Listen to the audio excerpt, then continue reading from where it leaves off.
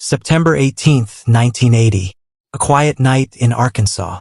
But deep beneath a farmer's field, inside a Titan II missile silo, one mistake was about to bring America within seconds of nuclear disaster. This is the story of Silo 7. The night a socket wrench nearly unleashed a 9-megaton warhead on U.S. soil. The Cold War was at its peak. America and the Soviet Union stood on the edge of nuclear war. To protect the nation, the U.S. kept 54 Titan II missiles ready, each carrying a warhead 600 times more powerful than Hiroshima. The Titan II was massive, over 100 feet tall, fueled with hypergolic propellant so deadly that even a small leak could ignite a firestorm. It was both America's shield and its most dangerous weapon. In the quiet town of Damascus, Arkansas, Launch Complex 374-7 looked like a simple fenced compound. But hidden below was a vast underground chamber housing one of these missiles. Always armed, always ready. On September 18th, 2 Air Force technicians arrived for routine work. Their task? Check a pressure gauge on the missile's oxidizer tank. A job they had done countless times before. But that night, routine would turn to catastrophe. One technician carried a heavy socket wrench. As he worked high above the missile, the tool slipped. It fell 80 feet, bounced off a platform, and struck the missile's thin fuel tank skin. A small puncture, but a deadly one. Instantly, toxic kerosene 50 fuel began leaking into the silo. The smell of ammonia filled the air. Alarms blared. Within minutes, the most dangerous missile in America was bleeding poison into its own tomb. The crew evacuated and called Little Rock Air Force Base. Commanders faced an impossible choice. Send men back inside to contain the leak, or risk the silo exploding beneath a live nuclear warhead.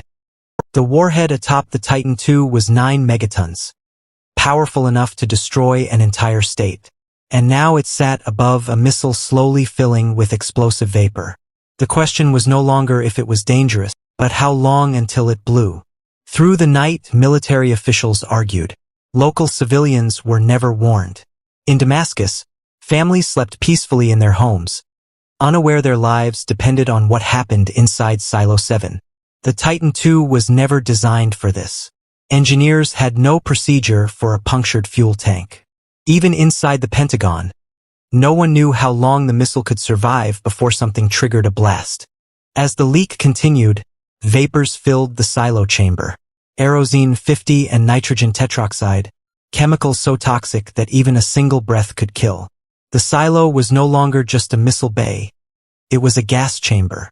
Meanwhile, civilians in Damascus noticed strange chemical smells drifting on the wind. But they were told nothing. The Air Force feared panic, and feared admitting how close disaster was. Hours passed. Generals debated from secure lines. Should they vent the silo? Should they send men back in suits? Every option carried a deadly risk. Indecision stretched into the early morning hours. Finally, the Air Force turned to its specialist, the Propellant Transfer System Team. These men were trained to handle the world's deadliest fuels. Their orders: go back into Silo 7 and try to save the missile. Hours passed as the toxic fuel spread. Finally, 2 airmen in protective suits were ordered back inside. Their mission: turn on giant exhaust fans to vent the poison. Every step inside the silo was a gamble with death. They tried to start the fans, but the control system had failed. The missile stood surrounded by explosive vapor, and nothing could clear the air. The situation was spiraling beyond control. Outside, emergency crews gathered at the site. Fire trucks, ambulances, and military police ringed the compound. Inside, the missile leaked faster.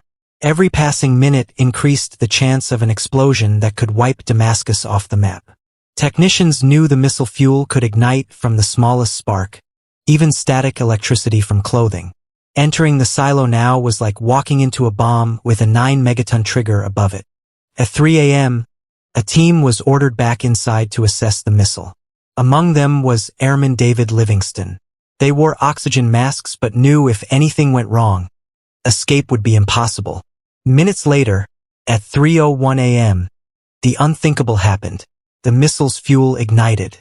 A thunderous explosion ripped through Silo 7, launching the massive silo doors, each weighing 740 tons, into the air. The blast killed Airman Livingston instantly. 21 others were injured. Buildings around the silo collapsed. Shockwaves shattered windows in Damascus. The farmland looked like a war zone. The 9-megaton warhead was hurled hundreds of feet into the air.